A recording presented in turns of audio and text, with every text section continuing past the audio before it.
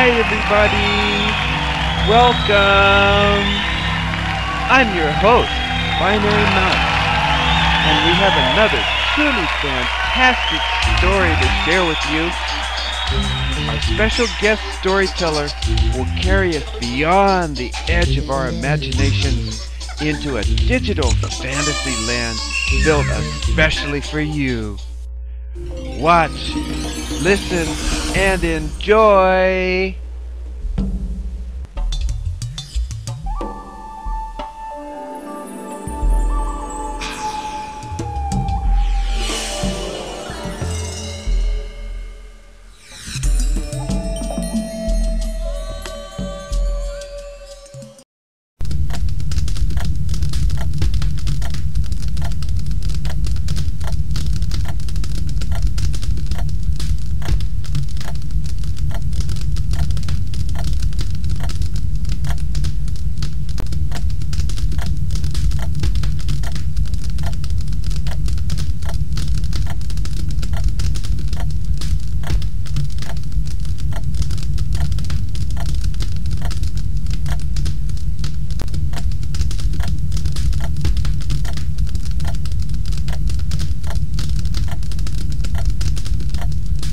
Today, we tell a traditional American story called A Tall Tale.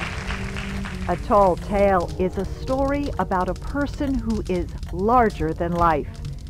The descriptions in the story are exaggerated, much greater than in real life. Long ago, the people who settled in undeveloped areas of America first told tall tales. After a hard day's work, people gathered to tell each other stories. Each group of workers had its own tall tale hero. An African-American man named John Henry was the hero of former slaves and the people who built the railroads. He was known for his strength. Railroads began to link the United States together in the 19th century. The railroads made it possible to travel from one side of the country to the other in less than a week. Before then, the same trip might have taken up to 6 months. Railroad companies employed thousands of workers to create the smooth, flat pathways required by trains. John Henry was perhaps the most famous worker. He was born a slave in the southern United States. He became a free man as a result of America's Civil War. Then he worked for the railroads. Confirming details of John Henry's life is not possible. That is because no one knows for sure if he really lived. This is one of the things that makes his story interesting. However, John Henry is based in part on real events. Many people say he represents the spirit of growth in America during this period.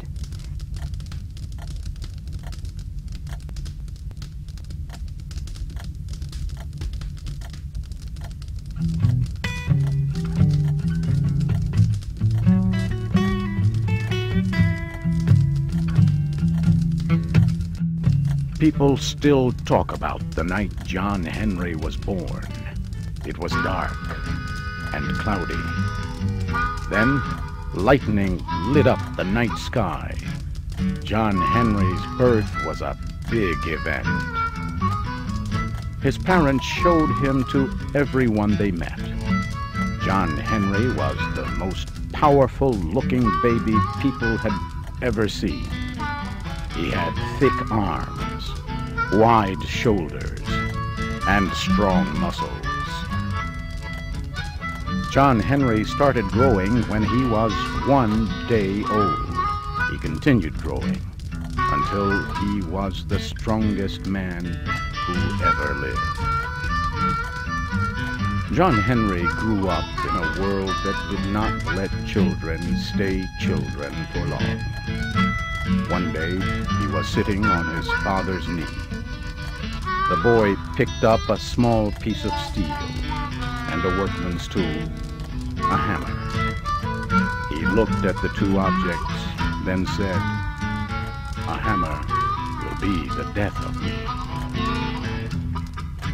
Before John Henry was 6 years old, he was carrying stones for workers building a nearby railroad. By the age of 10, he worked from early in the morning until night. Often, he would stop and listen to the sound of a train far away. He told his family, "I am going to be a steel driver someday." Steel drivers helped create pathways for the railroad lines. These laborers had the job of cutting holes in rock. They did this by hitting thick steel drills or spikes. By the time John Henry was a young man, he was one of the best steel drivers in the country. He could work for hours without missing a beat. People said he worked so fast that his hammer moved like lightning.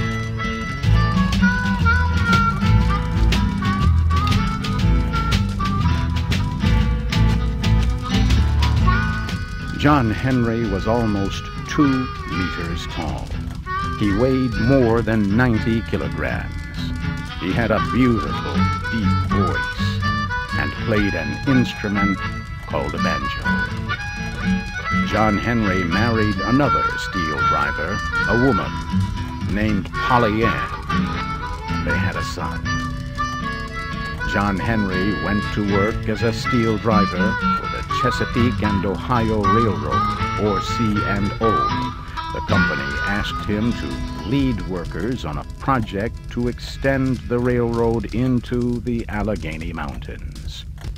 The workers made good progress on the project until they started working near Big Bend Mountain in West Virginia. The company's owners said the mountain was too big to build a railroad around it. So the workers were told they had to force their drills through it. This meant creating a tunnel more than 1½ kilometers long. The project required about 1,000 laborers and lasted 3 years. Pay was low and the work was difficult. The workers had to breathe thick black smoke and dust. Hundreds of men became sick. Many died. John Henry was the strongest and fastest man involved in the project. He used a hammer that weighed more than 6 kilograms. Some people say he was able to cut a path of 3 to 6 meters a day.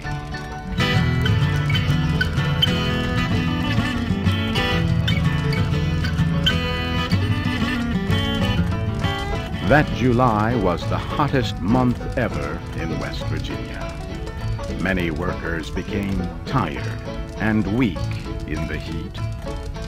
John Henry was concerned his friends might lose their jobs, so he picked up their hammers and began doing their work. One week, he did his own work and that of several other steel drivers. He worked day and night, rarely stopping to eat. The men thanked John Henry for his help. He just smiled and said, "A man ain't nothing but a man. He has just got to do his best." The extreme heat continued for weeks. One day, a salesman came to the work area with a new drilling machine powered by steam. He said it could drill holes faster than 12 men working together. The railroad company planned to buy the machine if it worked as well as the salesman said. The supervisor of the workers dismissed the salesman's claims. He said, I have the best steel driver in the country. His name is John Henry, and he can beat more than 20 men working together." The salesman disputed the statements. He said the company could have the machine without cost if John Henry was faster. The supervisor called to John Henry. He said, "This man does not believe that you can drill faster. How about a race?" John Henry looked at the machine and saw images of the future. He saw machines taking the place of America's best laborers. He saw himself and his friends unemployed and standing by a road, asking for food. He saw men losing their families and their rights as human beings. John Henry told the supervisor he would never let the machine take his job. His friends all cheered. However, John Henry's wife, Polly Ann, was not happy. "Competing against the machine will be the death of you," she said. "You have a wife and a child. If anything happens to you, we will not ever smile again." John Henry lifted his son into the air. He told his wife, "A man ain't nothing but a man. But a man always has to do his best. Tomorrow, I will take my hammer and drive that steel faster than any machine."